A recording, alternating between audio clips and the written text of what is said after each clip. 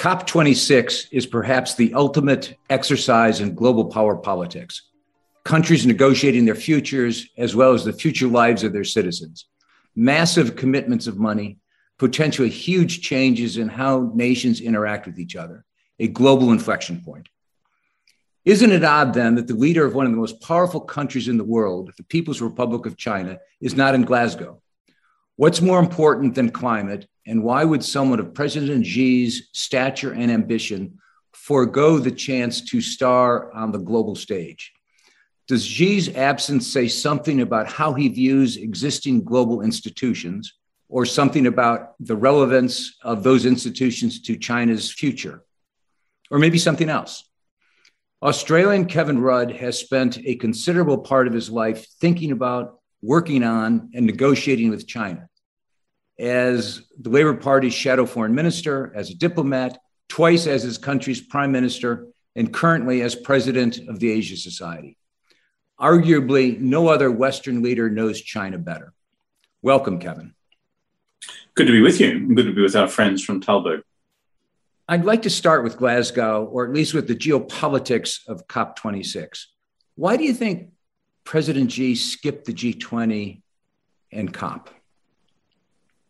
I have a pretty simple view of that. It's a Marxist-Leninist state. They are highly protective of the physical health of their leaders. And I don't think Xi Jinping or those who are responsible for his physical security would have been prepared to unleash him into the world at a time when COVID-19 is still raging, even though COVID-19 erupted from China in the first place. I know the system reasonably well. If you look at Xi Jinping's pattern of meetings with foreign leaders at present, they're very limited in Beijing. So this is all to do about, frankly, leadership paranoia about the physical well-being of the leadership. So I don't place a huge amount of store by this. What I am more concerned about is the limited scope of China's declaration at COP26, the so-called NDC, Nationally Determined Contribution by China through to 2030, and the relatively lackluster nature of Xi Jinping's written remarks for the conference. That, I think, is disappointing given how much ground we need to cover to increase effective levels of global ambition to reduce greenhouse gas emissions through this decade, the 2020s, which will determine whether or not we reach carbon neutrality by 2050, which in turn will determine whether we keep global temperatures within 1.5 degrees centigrade by century's end. Well, even to that point, the Chinese delegation at Glasgow has suggested that perhaps 1.5 is not possible, and we should be thinking about 2, or perhaps even something else. So it's not pushback, but it certainly isn't the kind of full-throated commitment to aggressive climate adjustment that we're hearing from certainly the bureaucrats, but even the leaders who have been gathered in Glasgow. Now, is that China being realistic? We're not going to get it anyhow. Is it China not interested in this approach to these problems? It does seem, as you said, they certainly aren't jumping in with 2 feet enthusiastically on board. Why is that? Well, against the benchmark of where they were, and I've been up against the Chinese on climate questions now since 2007, and in Copenhagen in 2009, where they sought with India to torpedo that conference of the parties altogether. In 2015, we're on the back of a new collaborative relationship with Obama. They actually were constructive parties in the Paris Agreement of that year, through to the present. And the most recent statements of the last year or so, which is carbon neutrality for China by 2060, and now a ban on official finance to support coal-fired power constructions from Chinese sources around the world through the so-called BRI, or Belt and Road Initiative countries. This is a reasonable trajectory of turning the ship of state around on climate change. But the reason they're doing it, it's not because they love you or love me or love President Obama or whatever their attitude to President Biden might be. It's because their own national scientific establishment has reached a hard-nosed conclusion that unless China decisively acts on climate change itself, then it will undermine its own economic and environmental future by mid-century to a radical extent, which would then undermine China's aspirations for global great power status. So therefore, what's driving this is not so much, frankly, the Court of International Public Opinion. That's an element. It's their own domestic scientific consensus. And militating against that are their continued concerns about energy security in China, given that they are still, as it were, on the development curve. So I think if we had this conversation in Beijing, what they'd say to us around a table is, haven't you guys seen what we've done in the last several years? We're still, as it were, average per capita income of $6,000 or $7,000 US. We haven't broken through the middle income trap yet. There's 1.4 billion of us. Give us a break. My view is they still need to do more, but we need to be equally mindful of the journey that they've already traveled. Fair point. If we were in a conversation in Beijing right now, they'd also be telling us that they have an energy crisis, that they have a significant shortfall of electric capacity, not of capacity, but electric production. They are scrambling around the markets, sucking up coal, sucking up gas. Economic indicators have flatlined, much to everybody's surprise. There was recently a statement out of the government asking people to stockpile, consumers to stockpile staples, which is a sort of thing that usually gets people to run out and buy way too much and cause a crisis. Is there a chance that something's going on in the economy that the leadership did not anticipate, that a country which has, after the 2008 and again in 2020, taught Keynes a lesson in terms of how you really spend money and unleash the money supply to avoid any downside risk. Suddenly there's a sense, a curious sense that maybe there's a little loss of control. Am I exaggerating, do you think? The debate about energy security in China is a perennial one when average growth rates for the last 30 or 40 years have been north of 10% for the economy, which means your additions to total installed capacity in the energy system has obviously had to proceed at that pace. Secondly, as they've then reined in the construction of coal-fired power stations at home. Obviously, renewables have increased considerably, but like many other economies, they still run into the problem of, let's call it, energy storage from renewables. So this is still an ongoing debate within China. One of the formulas, for example, that the Chinese privately will talk to you about is, while coal-fired power stations may be being retained and some new stations built within the country, there is a strong push within China to have this, as it were, a reserve fleet of power stations to only be deployed if renewables, as it were, fail to deliver the goods. So there's a really active debate about all this within the country. I do not have a definitive answer to your question, what brought about the current energy shortage, because it's quite hard to disentangle the various elements of the debate, but this is part of it. The second element to your question is, what about other political frailties within the Chinese system at present, coming off slower economic growth? My overall thesis about the growth slowdown is that part of it's structural, transformation from a high growth to a medium growth country, which we've seen in developing countries' trajectory around the world since the beginning of economic history. But there's a new factor since 2017, which I think is adding to the degree of difficulty. And that's Xi Jinping's decision to change the growth model. And in changing the growth model, at one level, it seems okay. We're not going to rely upon an old model of of low-wage, labour-intensive manufacturing for export, high levels of state investment and infrastructure as the underpinnings of long-term growth. Instead, we're moving to higher quality growth driven out of higher levels of domestic consumption, a more robust Chinese private sector, delivering greater growth into the Chinese services sector.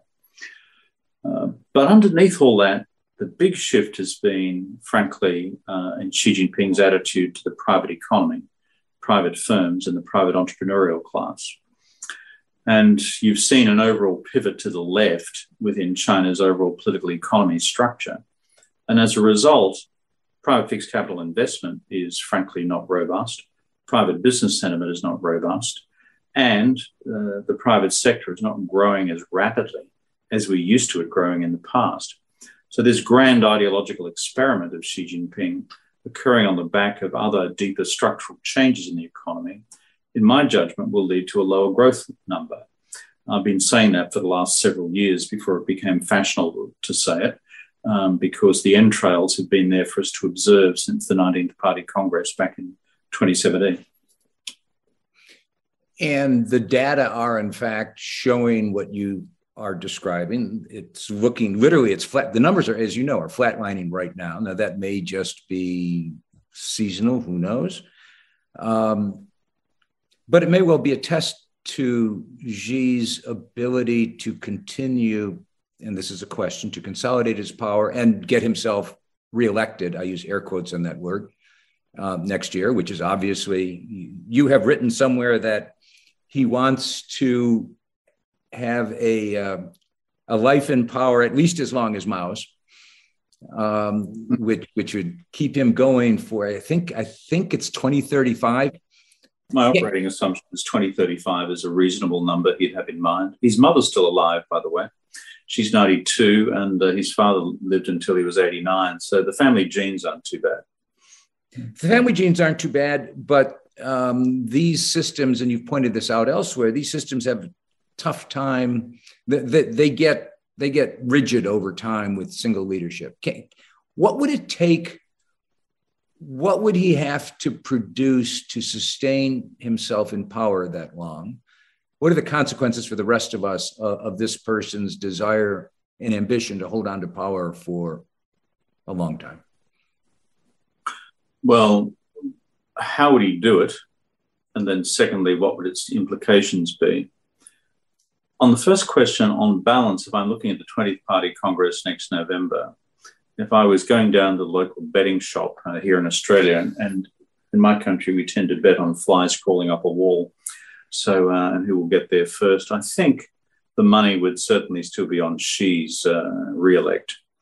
There's a reason for that. His purges of his political opponents within the party over the last 9 years have been forensic, and taking out anyone who would actually raise their voice against him effectively. And secondly, never underestimate what the digital revolution and the artificial intelligence revolution has done for the powers of the Chinese security establishment, focused internally, and that is to monitor people in terms of any possible dissent against his leadership. It's still at the same time, he's going to continue to have to produce positive economic outcomes. So if you were to ask what I think his principal vulnerability would be, is if growth really slows on a sustainable basis, then this would pose questions as to why did you depart from the Deng Xiaoping model, which served China so well, effectively from 1978 through until 2017. Why did you embark upon this new period of what's called Xi Jinping thought on socialism with Chinese characteristics, which is the snappy phrase now to discover the new ideological orthodoxy? The third one, which would need to go right for him, is continuing to fan the flames of Chinese nationalism, but without actually crossing over the line into crisis, conflict, let alone even war with the United States or Japan, because that could be, frankly, a bridge too far for the Chinese Communist Party at this stage. Having said all that, I still think he'll get across the line. And I think for the United States and for its allies in Asia and in Europe, Xi Jinping represents the single most formidable challenge to the continuation of American global and regional power that we have seen. And I include in that the comparison with the old Soviet Union. What do climate change and jazz greats John Patitucci, Terry Lynn Carrington, and Joe Lovano have in common? Tellberg's Jazz for the Planet. Listen and watch them perform new music about the climate and about climate action at jazzfortheplanet.org. You have argued elsewhere that it would have been reasonable to expect a warming of relations between China and the United States when President Biden took office. After all, Biden was committed to throwing off whatever Trump had done. On the one hand, the people who populate his security establishment, his foreign policy establishment, were all known. I will use the word moderates in quotes, but moderates. Secretary Kerry was clearly trying to push climate to the top of the list, and climate demands cooperation as opposed to confrontation. There's a long list of things that would have argued for a shift back towards a more collaborative environment in terms of the U.S.-Chinese relationship. And then Anchorage occurs. And we have the first important meeting between the two sides, and it's a mess, to be polite. And it's gone downhill since then. So we have President Biden in Glasgow continually talking about the Chinese mistake of not coming, that they're not doing they're not pulling their weight, really quite aggressive. We have Biden talking about rethinking or restating the nature of the American commitment to Taiwan in ways that those of us who read entrails say, oh my God, he didn't really say that. Whereas most of mankind probably didn't notice that he said that. But there is clearly this, and the Chinese rhetoric has moved also apace to become harsher and harsher. I guess the question, is it real or is it Memorex? Is there a real worsening of the relationship, do you think? Objectively, there is a real worsening of the relationship. And there are three structural reasons why this is occurring, which beyond the sound and fury of the daily media show, either in Beijing or in Washington, are important to reflect upon. Number one, China is more powerful than it was 10 years ago against any matrix of national economic power, whether it's the size of its economy, the size of its equity markets, the size of its debt markets, its technological evolution, the size of its military, the sophistication of its military, as well as a range of other, let's call it, measures of power. The Chinese use an old Soviet term, by the way.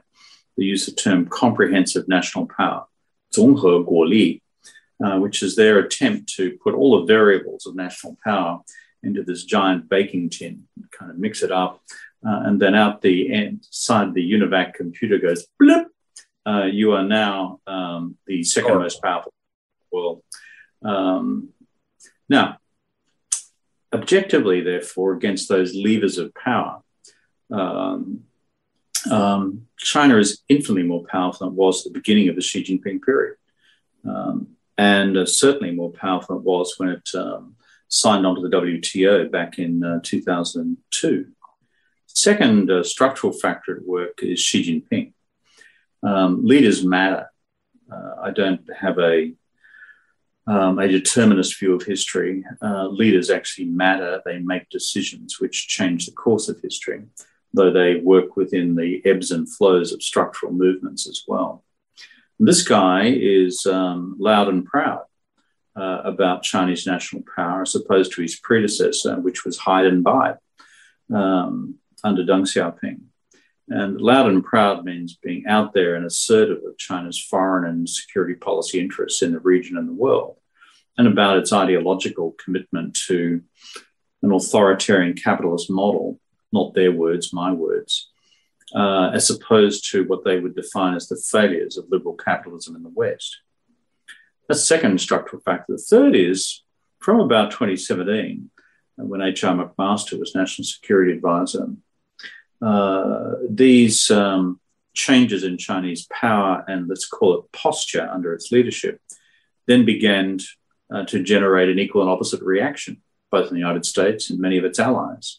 And as a result, the other factor that's now at play structurally is America finding, as it were, the new ground station, the ground point for its own now changed national China strategy, away from 4 decades of strategic engagement to this new ill-defined era of strategic competition.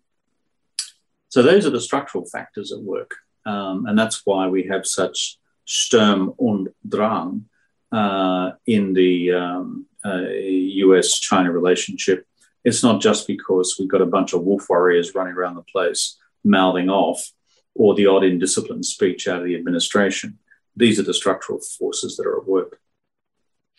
But at the same time, certainly in recent months, we've had an endless ratcheting up of Chinese pressure on Taiwan, more overflights, more noise. On the other hand, and we'll get to the Quad in a minute, and the submarines, et cetera, we've had some stiffening of the spine on the other side. If you were to take a snapshot of where the noise is, this is a video, not a snapshot, it's a video, so we've got noise, we've got pictures. It feels like the tensions around Taiwan are higher than they've been for a while. It's real, but it's not historically unprecedented. We had 2 Taiwan Straits crises in the 1990s with US carrier deployments to that area, which infuriated the Chinese. In fact, created the national political spur to a new era of Chinese investment in the People's Liberation Army Navy, so that, quote, we would never be so humiliated again, as having these enormous US carrier battle groups sailing around just offshore. I think also we need to bear in mind, historically, 50s and 60s, there were 3 major crises across the Taiwan Straits. And these guys used to be shelling each other in terms of their offshore islands. So we've been around this dance floor once or twice before, just frankly, not within the living memory of most current political operatives in Washington.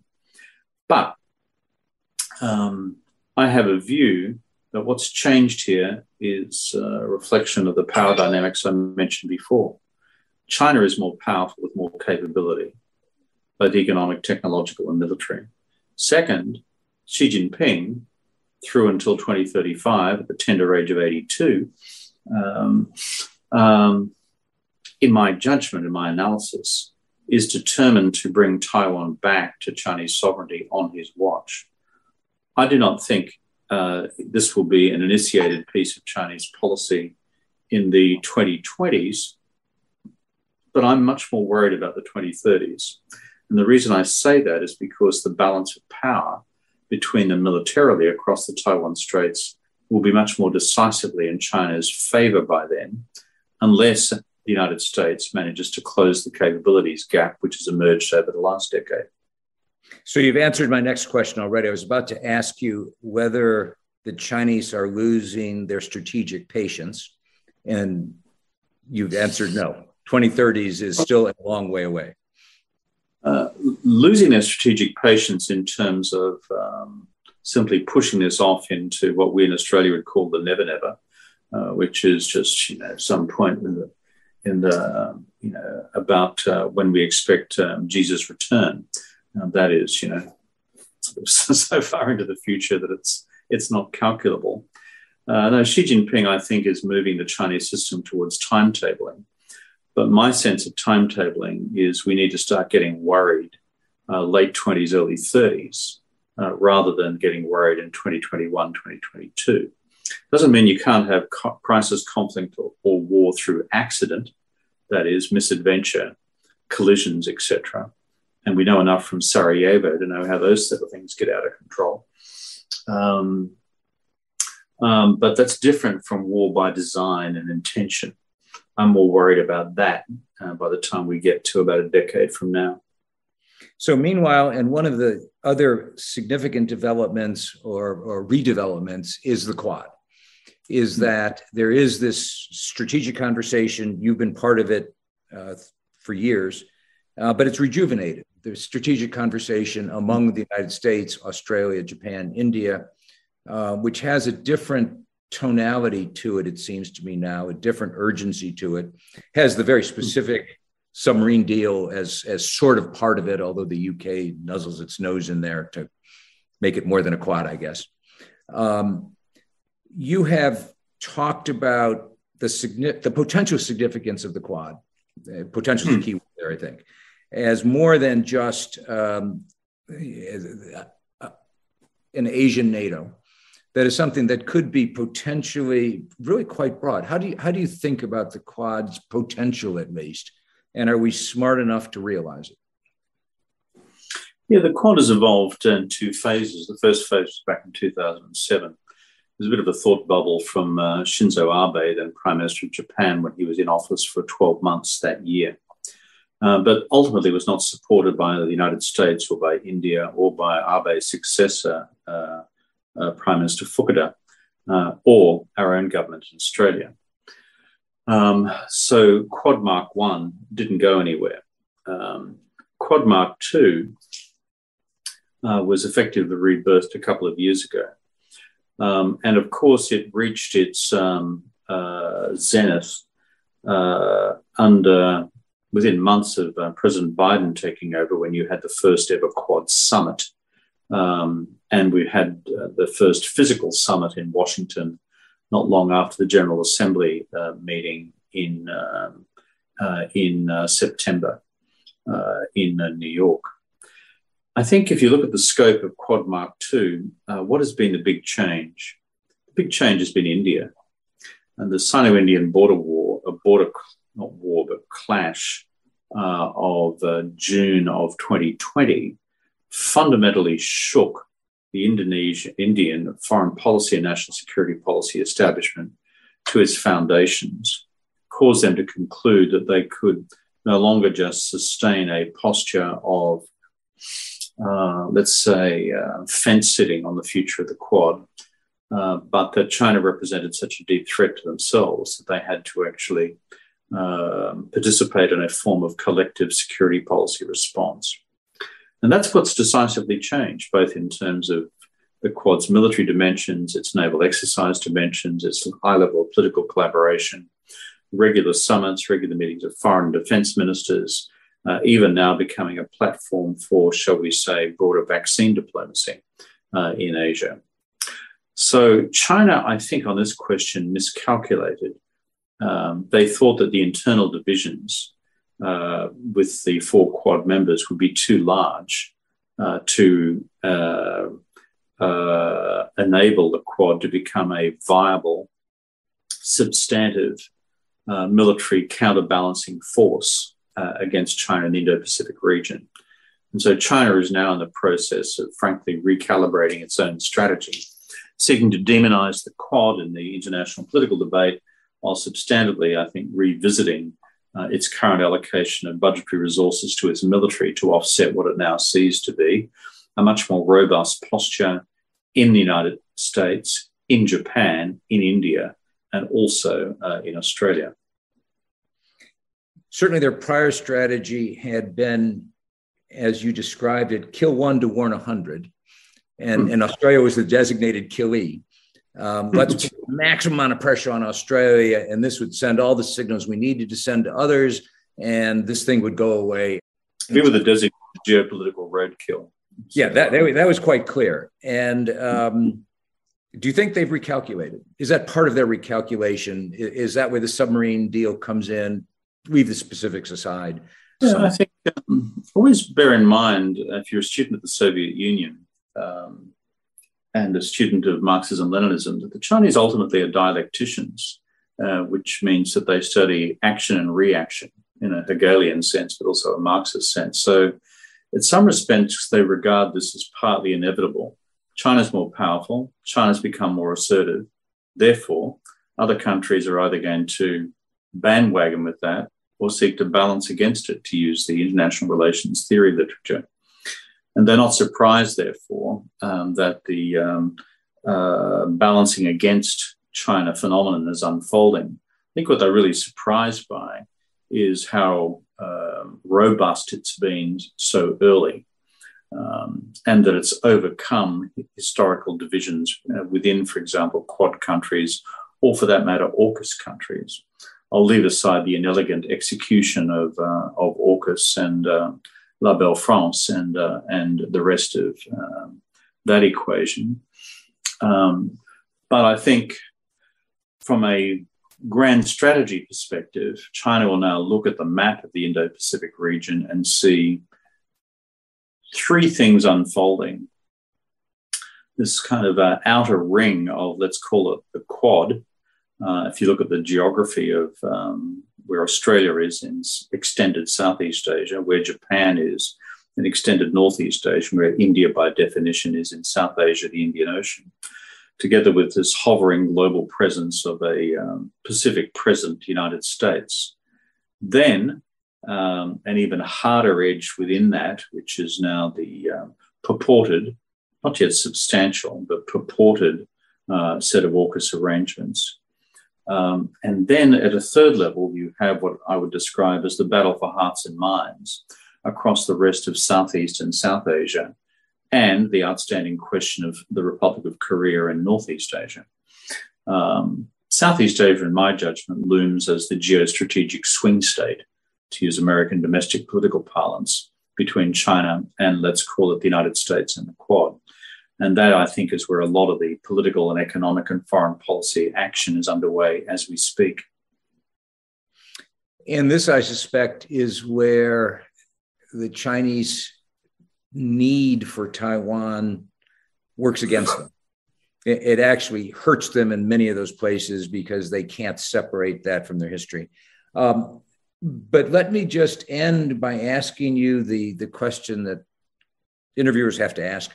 What would most surprise you that if you woke up tomorrow and the headline said, what? What do you worry about, in other words?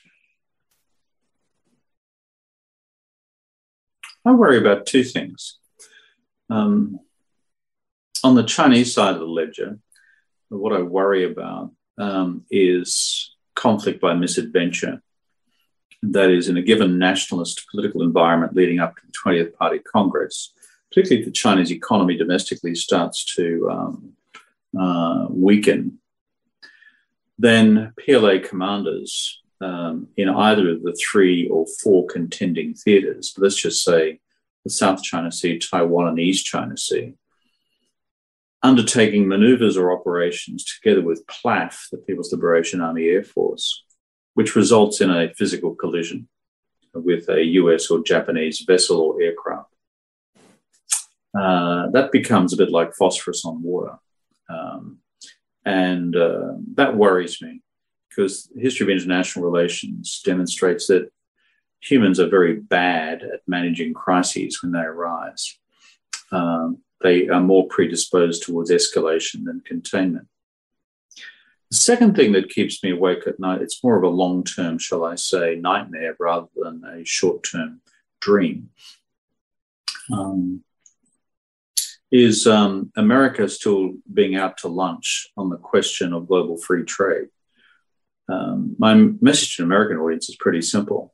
If you guys in the United States think that you can develop a grand strategy for dealing with China's rise and excise trade from that equation, or your global economic leadership from that equation, then you've got rocks in your head. America's power in the world is not just derivative of the fact that militarily you're the decisive force in securing the outcomes in the Second World War, not just that you set about building a bunch of global institutions, but you also led the global economic order. But when you've got this protectionist takeover of the Congress, both with Republicans, traditionally the party of free trade, and the Democrats even harder line on this question now, and think that somehow we can run a coherent global and regional China strategy while conceding greater Asia to the Chinese economy. Well, as the Congress seeks to out-protectionist each other, and the Trans-Pacific Partnership dies, and other free trading arrangements in the region and the world die because it's all too politically difficult as you seek to get yourself reselected to run for the Democrat or the Republican Party in a congressional primary somewhere or other, whether it's in Boise, Idaho, or in the Bronx or in Brooklyn. Then guess what? You actually hand the strategic game to China on a platter. So that's the longer term, I think, nightmare which your friends, partners, and allies have around the world, that you guys clock out for crude domestic politics on global trade and economic leadership, rather than being the global leaders of free trade, which you were for such a long period of time. It is a fear. I fear it's a prediction. And I think the next time we talk, we'll start with rocks in our heads, because I suspect that's a mind that has a lot in it to be discussed. So thank you very much for this conversation. And let's hope that your prediction that, absent a mistake, we've got a while to work this one out, is a good one. Thank you very much, Ken. Good to be with you.